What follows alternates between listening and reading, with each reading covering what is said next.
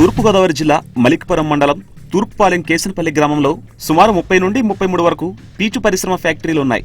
ఈ ఫ్యాక్టరీల మీద ఆధారపడి సుమారుగా 800 నుండి 900 మందికి జీవనోపాధి దొరుకుతోంది. 2012 ఆర్థిక సంవత్సరంలో పీచు రేటు కిలో 13 రూపాయల నుండి 14 రూపాయలు ఉండేది. అప్పట్లో కొద్దో గొప్ప మిగిలేది.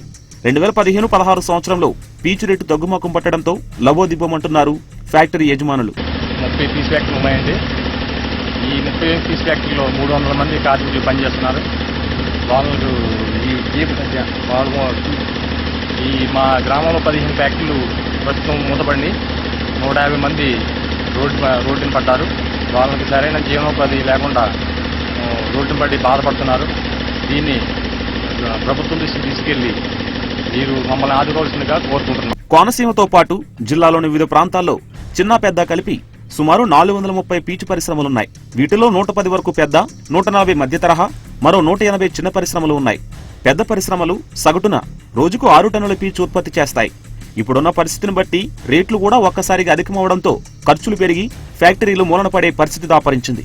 30కి పైగా ఉన్న పీచు ఫ్యాక్టరీలలో ఇప్పుడు సుమారు 15 నుండి 20 ఫ్యాక్టరీలు ఆదాయం చాలక మూతపడ్డాయి. వీటి మీద ఆధారపడి జీవించే కార్మికులు రోడ్డున పడుతున్నారు. దాదాపు 80 కుటుంబాలు ఈ ఫ్యాక్టరీలపై ఆధారపడి ఉన్నాయి. దీంతో దిక్కుతోచని స్థితిలో ఫ్యాక్టరీ ఓనర్లున్నారు. ప్రస్తుతం ఉన్న రేటు కంటే కాస్త రేటు పెంచితే బాగుంటుందని వారు కోరుకుంటున్నారు. మా ఊర్లో దగ్గర 28 పీస్ ఫ్యాక్టరీలు ఉన్నాయండి. 28 ఫ్యాక్టరీల మీద ఒక 70 నుంచి 80 కుటుంబాలు ఈ సంస్థ మీద ఆధారపడి బతుకుతున్నాయండి. ఆల్రెడీ 2014 నుంచి దీని పరిస్థితి బాగోక ఒక 14 ఫ్యాక్టరీలు మూతపడిపోయాయండి. ప్రస్తుతానికి 10 ఫ్యాక్టరీలు తిరుగుతున్నాయండి. ఇవి కూడా మూతపడిపోయే అవకాశం వచ్చిందండి. దీన్ని ప్రభుత్వం దృష్టిలో పెట్టుకొని లేకపోతే 70-80 కుటుంబాలు రోడ్డును పడి వలస వెళ్ళిపోయే పరిస్థితి వస్తుంది. దీన్ని ప్రభుత్వం సీరియస్గా తీసుకుని మాకు ఈ గ్రామంలో ఉండే అవకాశాన్ని కల్పించాలని కోరుతున్నాం. ఈ పరిశ్రమలో తయారయ్యే పీచు వల్ల గృహ ఉపయోగకర వస్తువులతో పాటు ఆర్టీసీ బస్సుల్లో సీట్ల తయారీకి ఉపయోగిస్తారు. అంతేగాక విదేశాలకు సైతం వీటిని ఎగుమతి చేస్తుంటారు. నేల గోధునీలు అంటే డోర్ మ్యాట్స్ గా ఉపయోగిస్తారు. పరుపులు, కొబ్బరి ఇటుకలు, పొట్టు నుంచి ఎరువు తదితర ఉత్పత్తులు, జియో టెక్స్టైల్స్, ప్లైవుడ్స్, ఫర్నిచర్, అలంకరణ వస్తువులు, ప్లాస్టిక్ ఉత్పత్తులకు బదులుగా కుండీలు వంటి ఉత్పత్తులు, ఇలా ఎన్నెన్నో కొబ్బరి పీచు ఆధారిత ఉత్పత్తులు విస్తరిస్తున్నాయి.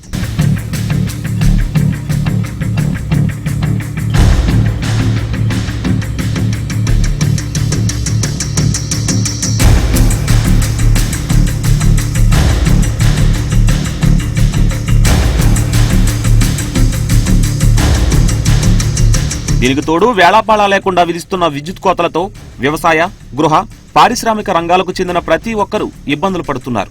కొబ్బరి పీచు పరిశ్రమపై ఈ ప్రభావం మరింతగా పడుతోంది. ఇటీవల పీచు, కొబ్బరి తాళ్లకు డిమాండ్ పెరిగింది. దీంతో లాభం కళ్ళ చూస్తామనుకున్న యజమానుల ఆనందం ఎంతో కాలం నిలవలేదు. విద్యుత్ కోతల పుణ్యమాని వారు నష్టాలు చెవి చూస్తున్నారు. మా వ్యాపారం పీస్ ఫ్యాక్టరీ. మా ఊర్లో 30 పీస్ ఫ్యాక్టరీలు ఉన్నాయి. ఈ 30 పీస్ ఫ్యాక్టరీలో మాకు కార్మికులు ఒక 1000 మంది కార్మికుల దాకా పనిచేస్తారు.